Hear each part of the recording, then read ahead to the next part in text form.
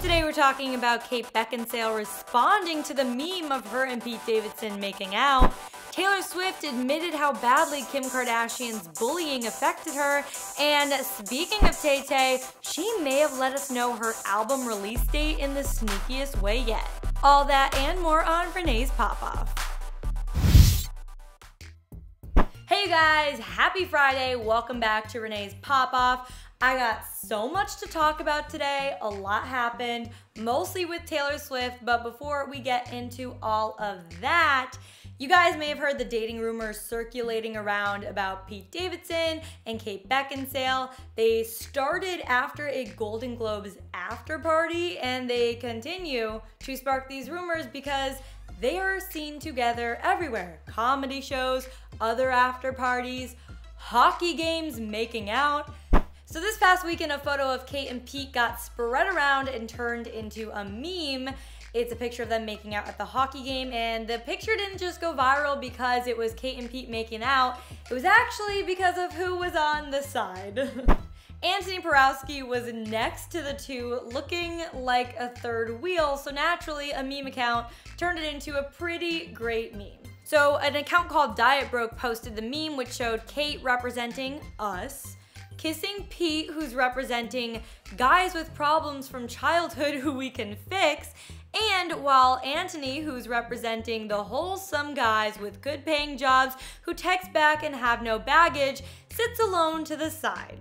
Okay, so when I saw this meme, I laughed hysterically because it is so good, but I think the best part about this whole situation is that Kate responded to the meme.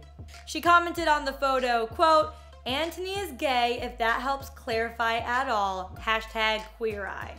I love that Kate responded to this meme because clearly she has a good sense of humor. She hasn't said much about her and Pete dating, so this was a great response to maybe kind of confirm that they're together. I mean, they were spotted making out. Also, I'm just happy he found a nice girl because Ariana Grande was spotted out with Big Sean, so if Pete's moved on and Ariana's moved on and everyone's happy, I mean, who can complain? Plus, when talking about what Kate thinks of Pete, a source told E! News, quote, "She has always thought he was gorgeous and funny. They have several mutual friends that have brought them together before." So yes, there is a 20-year age gap between this possible couple, but E's insider did add, quote, "Kate likes dating younger guys and having fun with it. She's very youthful and young at heart, so it works for her. It's easy and less pressure dating someone young who isn't looking for a serious commitment." Now let's move on to some Taylor Swift news. So I'm sure you've all heard by now that Taylor Swift is going to be on the cover of the Elle UK music issue, and she even wrote an article for Elle. It is the 30 lessons she learned before turning 30. This actually came in honor of her 30th birthday that's coming up, as she stated in an Instagram post, writing, quote, "According to my birth certificate, I turned 30 this year. It's weird because part of me still feels 18 and part of me feels 283, but the actual factual age I currently am is 29. I've heard people say that your 30s are the most fun, so I'll definitely keep you posted on my findings on that when I know. But until then, I thought I'd share some lessons I've learned before reaching 30 with Elle because it's 2019 and sharing is caring."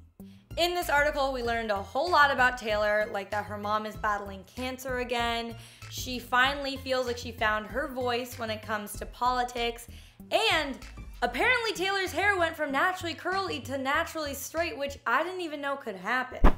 So probably one of the craziest things we learned from this article was how badly Kim Kardashian's bullying affected Taylor Swift back in 2016. To catch you guys up, a few years ago, Kim Kardashian called out Taylor Swift for being a snake because Taylor didn't approve of Kanye West's new song, Famous, where he mentions Taylor Swift and calls her that. So Kim called her a snake because apparently Taylor did know that she was going to be called that in the song.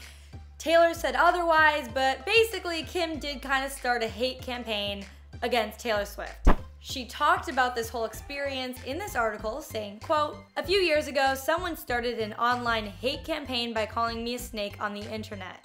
The fact that so many people jumped on board with it led me to feeling lower than I've ever felt in my life, but I can't tell you how hard I had to keep from laughing every time my 63-foot inflatable cobra named Karen appeared on stage in front of 60,000 screaming fans. In this lesson, Taylor explains that typically bullies want to be taken seriously, so what she's learned to do is just laugh at it, which she clearly did with the big snake on her tour. Another lesson Taylor shared with us was that she learned to stop hating every ounce of her body fat. Taylor said, quote, "I worked hard to retrain my body that a little extra weight means curves, shinier hair, and more energy." I mean, this is something we've never seen Taylor open up about. I think this is going to really speak to her fans' hearts. I know because it spoke to my heart and I'm a total Swiftie. I love that she's being so open and honest in this new issue, and it's making me think how honest she's gonna be in this new album. I'm ready for it. Please drop it today. I'm ready. But probably my favorite lesson in this article is number 30, where she talks about how important it is to forgive yourself. So in the article, she says, "I've come to a realization that I need to be able to forgive myself for making the wrong choice, trusting the wrong person, or figuratively falling on my face in front of everyone. Step into the daylight and let it go." Fans actually tweeted that they think her next album or upcoming single may be called Daylight, and by fans, I mean myself. I'm the one who tweeted it. Do you think it's gonna happen? And speaking of new music from Taylor, you guys, a fan may have cracked the code. So one fan shared on Twitter that they had bought a Taylor Swift 2019 calendar, and on it, there was a date marked for no specific reason, and that makes us think that this date is going to be her album release date, and that day is April 13th. So if you look at the picture, you see there's like a little silver circle stamp looking thing, ink. What is this called? You know what I'm talking about? Wax, a little wax mark. Is that what you call it? On the calendar, marking a day that isn't a holiday, isn't Taylor's birthday, so what other day could it possibly be? Well, we're thinking it's a new music day, so only time will tell, but there was some evidence to back it up. So if you remember, 2 weeks ago now, Taylor Swift posted a picture with 7 palm trees. She also captioned the photo with 7 palm tree emojis. And if you look at the day she posted that to April 13th, it is 7 weeks away. I mean, come on, you guys. I feel like it's gonna happen. I'm so ready for this new album, but you know what I'm not ready for? This man who keeps breaking into Taylor Swift's home. Yes, you heard me correctly. The same man who broke into Taylor Swift's New York home last year did it again and got arrested on Thursday morning. The same home. You may remember him because he was caught sleeping in her bed and having showered in her shower. The man's name is Ricardo Alvarado, and he reportedly broke a window to enter Tay's apartment when she wasn't home. Taylor does currently have a restraining order against him after the first break-in back in April 2018. But this isn't even the first time Taylor's had a break-in like this. So another man pleaded guilty to attempted burglary last May and was in jail for 6 months after his break-in. I mean, when is he going to stop? That's scary stuff. And in the same article where she did the 30 lessons before turning 30, she did mention that she has a big fear of violence and carries around army-grade bandage dressing with her at all times. So in her article, she opened up about this fear, saying, quote, "My fear of violence has continued into my personal life. I carry quick clot army grade bandage dressing, which is for gunshot or stab wounds. Websites and tabloids have taken it upon themselves to post every home address I've ever had online. You get enough stalkers trying to break into your house, and you kind of start prepping for bad things. Every day I try to remind myself of the good in the world, the love I've witnessed, and the faith I have in humanity. We have to live bravely in order to truly feel alive, and that means not being ruled by our greatest fears."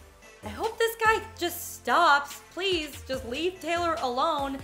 And I also hope that her album is called Daylight, or her single is called Daylight. So I'm right, and I hope it's dropping on April 13th, because honestly, you guys, I don't think I can wait much longer. All right, you guys, that wraps up another episode of Renee's Pop Off, where I pop off with my thoughts on the biggest stories in Hollywood. Make sure you let me know down in the comments if you like Pete and Kate together, and what do you think Taylor Swift's new album and or single will be called?